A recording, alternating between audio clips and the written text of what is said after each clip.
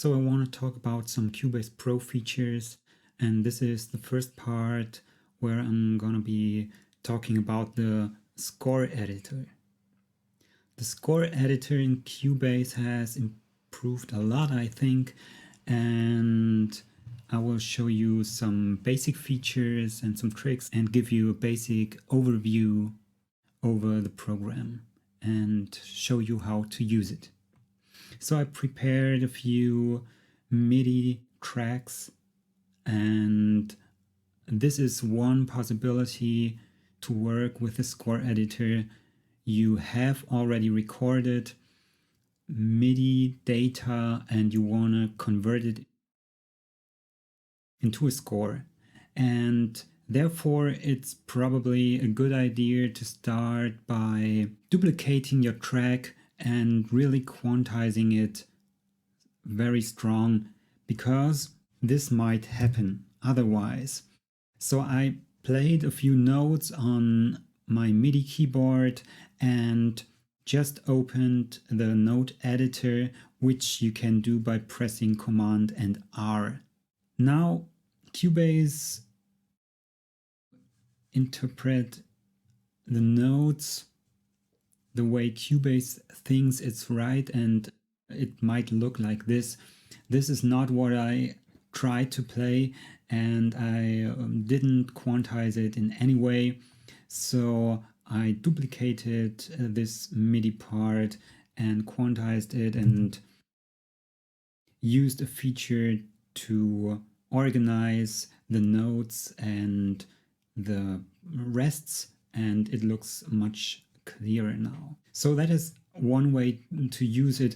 You have a project, you already have played your parts, and you wanna try and make a lead sheet or just do a general score or something like that. The other way would be you just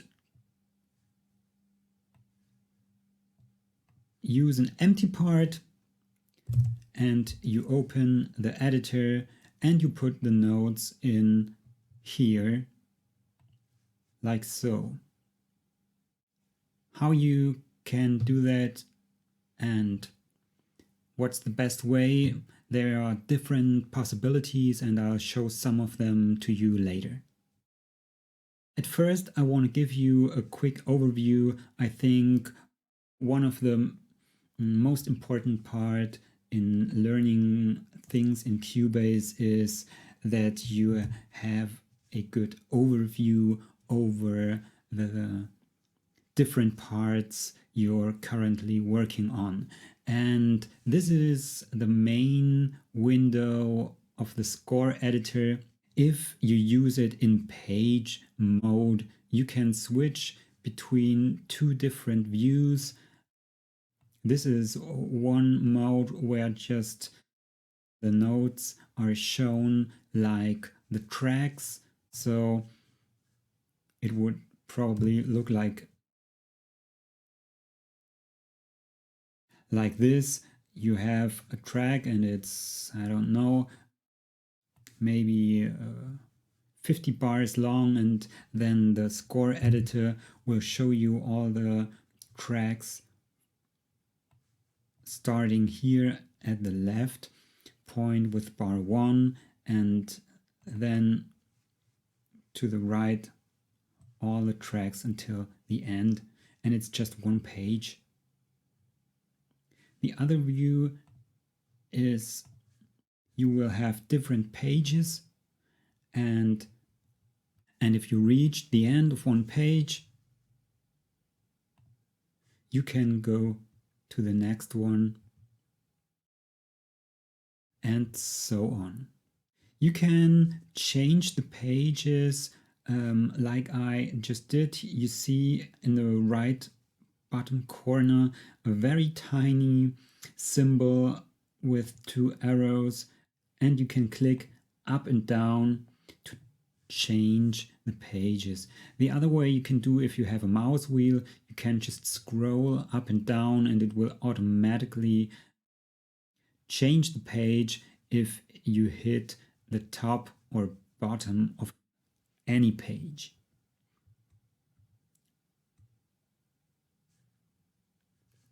So like I said, this is the main window.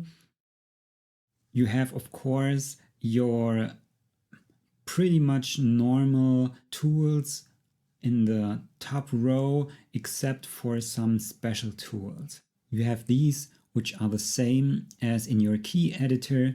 You have the acoustic feedback. That means if you turn it on and you click on a note, you can hear what the note sounds like. You cannot hear mine because I have turned it off. These are your tools, which you can also see if you right click in the main score window. Most of them are pretty similar to your normal project window tools like here, but some of them are special and some of them have even different functions as in the project window. So the first one is, of course, your selection tool, which gives you a very vast number of opportunities to work here. The second one is the tool which allows you to put in notes manually, like using your mouse. You just select the note you want to use, like a quarter or a half note, and you put it in wherever you want to have it. So the third one is the rubber. It's just for deleting stuff. The next one is the scissors tool, but it has a slightly different function, which I will show in a moment. The next one is the glue tool, which is for gluing stuffs together. You have your zoom, you have a quantize button, and you have this function, which is a special tool as well. This hand tool works in two different ways. You can select to move objects alone or to move objects and the context around it. So this is only for moving. This has nothing to do with the notes itself. You can just do things that will look different afterwards, but it has no influence of how they might sound. This is important as well to know, because if you make changes in your score editor, they mostly will be applied to your MIDI data as well. So this is a very important tool. And you see, if I use the other option, like the lower ones, it will move the object and the correlating notes as well. The next one is the knife. This is for splitting notes. And the last one is a range selection tool, but it works also a little bit different. This is for selecting the part you want to export as a JPEG, for example. If you say, okay, this is, I want to have these two bars exported as a JPEG or a PDF, then you can select this with your special range selection tool here at the end. This button is special as well. It's for a transposing instrument. So if you write clarinet or an alto saxophone, they will be written down differently as, for example, a piano. And with this button, you can switch between the transposed and the regular notation. You have your grid, and two special tools for colors in your score editor, and one tool where you can say if you want to have things moved or if they should be fixed or if they should be diagonal or just vertical. So for example, rests or crescendo symbol can be applied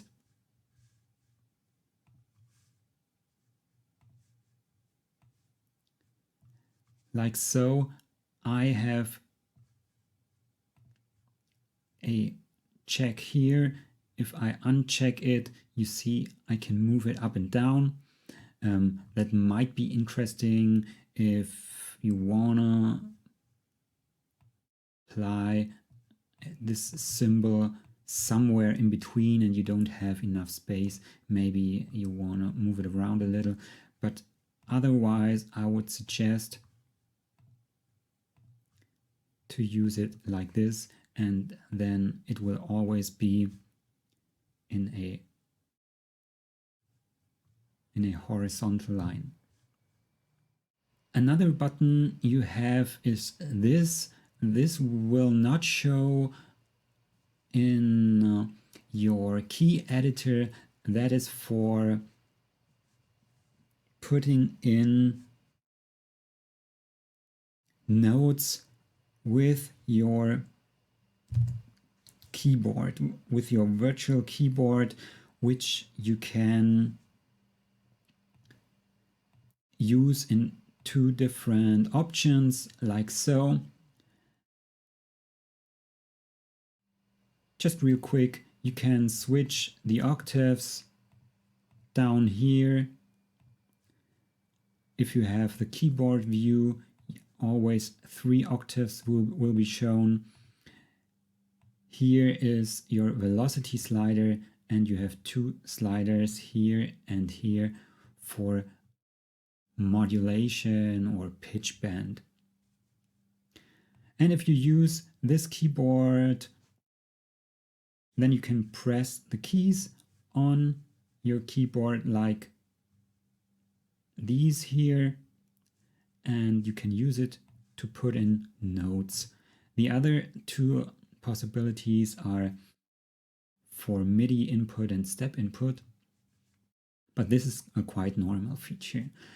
And here you have a coloring tool if you want, and you want to highlight some notes for a special purpose. You just select them and select a color up here. If you don't want that anymore, you can like bypass this by using this button right next to it. And the button next to it as well is like a night mode for working at night. It is less bright and shows all white pages in black and the black staffs and notes in white. Or if you choose a color, then in this color. Of course, you can change the upper row to your preferences if you right click and choose what you want or what you don't want. You can also do this here with this button in the upper right corner. The next line is a special tool line, and it is explicitly for the score editor. It shows your voices here. You can have up to 4 voices in one staff, which you can activate and work on separately. Here are your note values, of course, half and quarter and 8th or 16th notes, and you can choose triplets or dotted. So now I have a quarter note with a dot, and you can just put it in right here.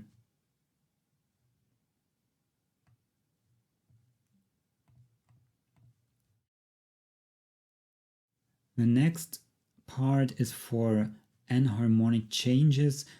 I put in some random notes and I used a key with sharps, but if I want some notes to change, or if I didn't choose a key and I have like here a C sharp, but I want it to be a D flat, you can just change it by clicking on a different symbol here in the enharmonic changes tool line.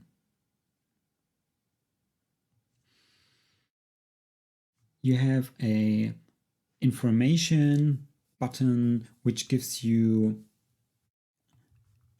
another window and shows information that you can apply to the note you selected. I will talk about that later. The next one is for the neck. You can change the direction of the neck for the note that you selected. The next tool is for grouping of notes. You can do it if you click here, or you can also use right click and say put these together in a group. The next button also opens a separate window. It's the auto layout tool, which can help you to create, let's say, a lead sheet very fast. And there are some options here that might improve the layout of your page. I will talk about that later too. The age is for hide, and you can almost hide anything here. That might be useful, for example, if you want to work on a specific part and there's a lot of information, you might want to hide some of these. It's very simple. You just click on the thing you want to hide and use the hide button. You can also use your mouse again. If you say right click and hide, it will also vanish. This is a information about your cursor position, which is always shown here and here in the side, and also in your information line. You can see here where my mouse is currently at. The next tool is very helpful. It is for creating chord symbols. So if you have a chord which does make sense to Cubase, you just select the notes and click on this C7 symbol, and it will automatically find out which chord it is and put a chord symbol to it. These might not always be perfect, but you can just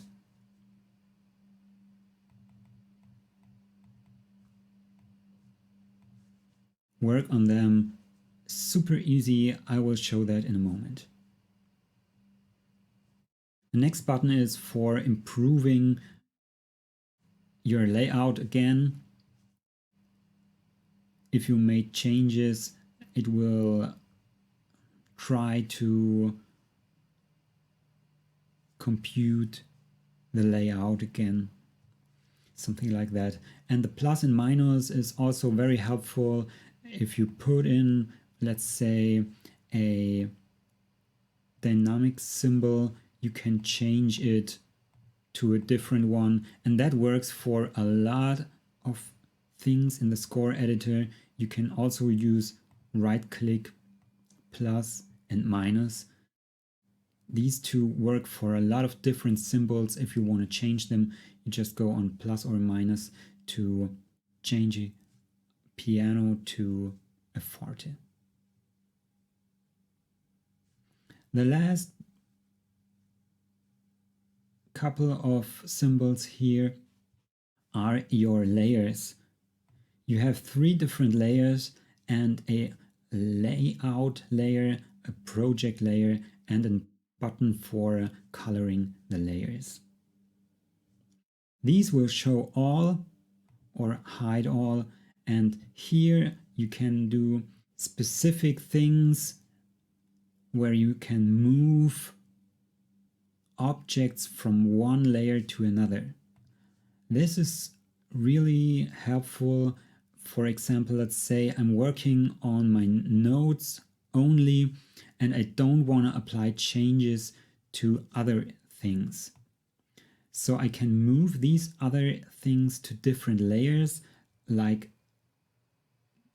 my clef or dynamic symbols are not on my first layer. Here are only my notes, so now I can't apply changes to certain things that are grayed out right now.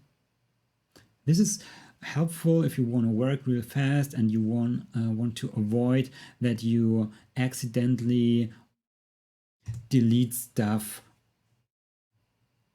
or move it around. So you just select the layer where things are that you want to work on and the rest is grayed out. If you want to move something from one layer to another, you just select it here in this window. You see, I'm right now on the first layer and my clefs are active. If I move them to the second layer, they become inactive on the first layer, so I can't change them. If I move to the second layer, they become active. I could work on them, but I can't work on the notes anymore. So, and the lowest row is for some special tools. For example, if you applied changes to anything, like a few minutes ago, I used the grouping function for these 4 notes. If I check grouping right now, it shows me where I applied changes.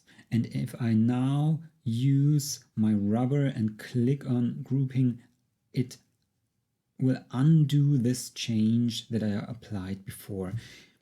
You can also just click on the word and use your delete button, and it will also undo this change. That works for a lot of different stuff, like if I would make a change to these 2 pairs, I click on stems and flags and it will show me where I applied changes. Again, I can easily delete them and undo these changes. Also, like I said before, if you want to hide stuff, you select it, you click the hide button and it disappears. And if you want to see these things again, you check here and you will see it grayed out, and you will see information that you use the hide function. If you delete it, it appears again. Another very helpful tool is this one. It shows this little objects here, which allows you to copy notes real easy. You just take it, grab it, and move it to another bar. That means you can move this bar around. If you do the same thing and hold down the Alt button, it will copy that bar. Of course, you can do that to several bars. You just select all of them and drag them somewhere else, or use the Alt button to duplicate these. On the left side, you have all your different symbols and the inspector.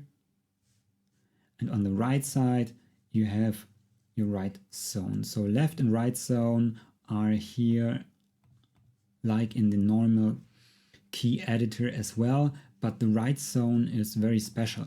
In the left zone, you will find all the different tools that you need. And in the right zone, you will always find tips for something you're currently working on. So let's say I'm working on my dynamic symbol.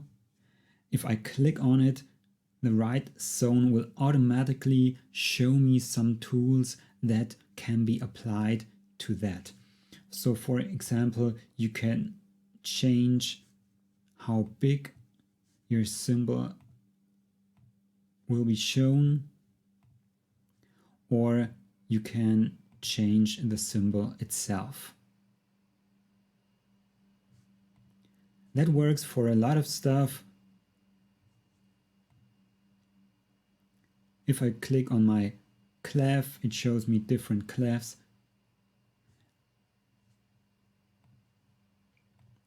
If I click on a chord symbol, it shows me different possibilities of chord symbols that I might want to use. So this is the basic overview of the tools you will use in the score editor.